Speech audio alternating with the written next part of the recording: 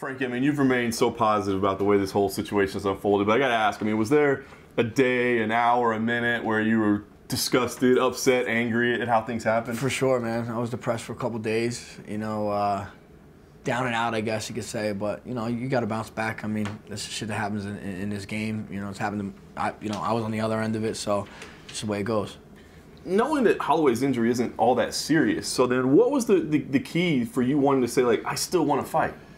I haven't fought since May. It's just too long to wait. I had in December, I pretty much got to the end of the training camp, and didn't get that release. I always tell people, like, the week after your fight is just a very good time. You kind of get to release, relax, unwind, just mentally, everything.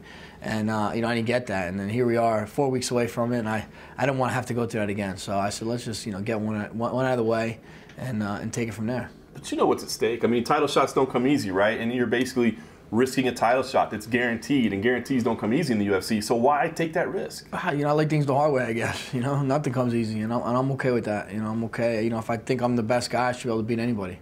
No doubt. All right, Brian Ortega, you got to get ready for him on kind of short notice. Give me an idea what that's like, because he's such a specialist, right? I mean, he's so good in one area. What is the challenge of getting ready for a guy like that in short time? Yeah, I mean, Holloway and him, same build kind of, I guess you say, both long guys. Obviously, Holloway likes to stand up more, but Holloway's no slouch on the ground either. He's submitted some pretty high-level guys himself, and, I was ready for that. So, a little bit of a transition. Luckily, I got Ricardo Almeida in my corner, who's, one of the best jiu-jitsu guys in the MMA game. Mark Henry has always, has me 100% prepared.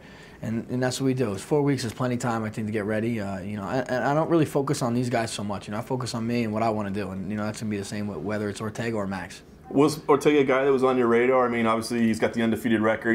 He's kind of been on the rise, but not necessarily a top contender. Was he somebody you were watching and thinking maybe that would be a matchup someday? I mean, after him and Cub went down, and people were talking that he could possibly get a title shot, So, yeah, of course I knew, eventually, come to that bottleneck, we're going to meet at the top. Yeah, break him down. I mean, what do you see? You broke down his body type. You said there's similarities to Max, but I mean, are there things that you see in him that are concerning or that you like, you respect? What do you think about it? He's super opportunistic. If you leave your neck out there or, anything out there, he's going to grab it. And, maybe he's not going to, set you up for it, but he's going to snatch it, And I think his gameness is the most impressive thing. He's been down on cards and finds a way to win. So, that's not something you could teach. That's something he just has. He's a gritty dude. He's a fighter at heart. You could tell.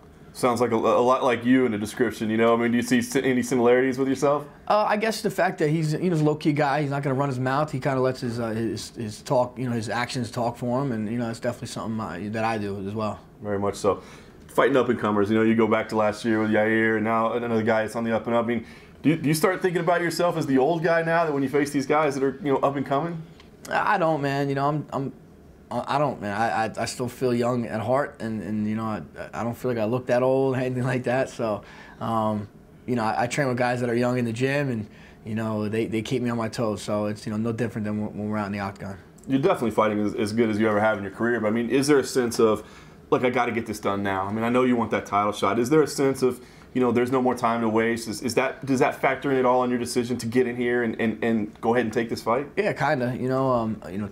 You can't get days and months back. Once they're gone, they're gone. And I don't want to. I think ever since I went down to 45 and chasing that 45-pound title, I've been kind of picking the right guys to fight. I would, the best guys always to fight, because I know that's going to lead to a title shot. And maybe wait to fight this guy, because that'll get me to a title shot. And I feel like I could have fought more often. And I don't want to have to go back and say, damn, I could have fought 3, 4 more times, 5 more times before my career ended, and I didn't get a chance to. Yeah. Do you start to think about the end at all? I mean, I'm not trying to rush you out the door. I think you got a lot of good years ahead of you, but are you starting to think about what happens after fighting? I mean, I'm preparing, I guess, financially and stuff like that, but I'm not really putting an end date on it yet. I always said, as long as my body feels good and I still love this sport and I'm still competitive, I'll do it for as long as I can.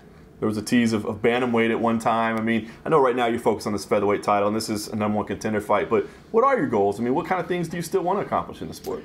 I just want to win fights, win fights, and that's going to lead to whatever's next. I don't want to say I want to go down, go up. On Thursday night, I'll be saying fuck 45 or fuck 35. I'll tell you that. So, I just worried about 45. I want to get that belt at 45. Obviously, should be fighting for a title, so I got to make sure I take care of business so I don't lose that.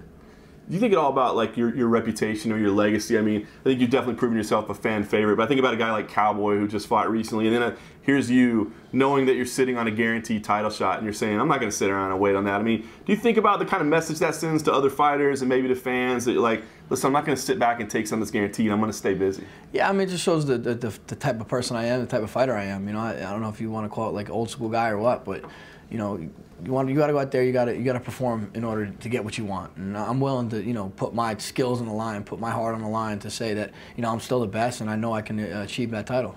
The fact that this is 3 rounds instead of 5, does that factor in at all? I mean, I think a 5-round fight with him coming in on short notice might have favored you a little bit. Did you want to go 5? I always like to go 5 rounds because that's what champions do. I was 5-round ready when we got the call of the switch, but I just pulled back. It probably a little better for my body, to not take as much punishment during the last couple weeks of camp. Very nice. Well, I mean, I guess it's clear. I mean, this is a #1 contender fight. I mean, there's no way you win this fight, you don't get Max Holloway next, right? I mean, is there anything official, documentation, promises, or do you just have to assume, come on, I had the shot already? I mean, I don't see how I was supposed to be fighting. I win, how I'm going to not get it. I mean, I think UFC social media calls it a title eliminator, so it makes sense to me.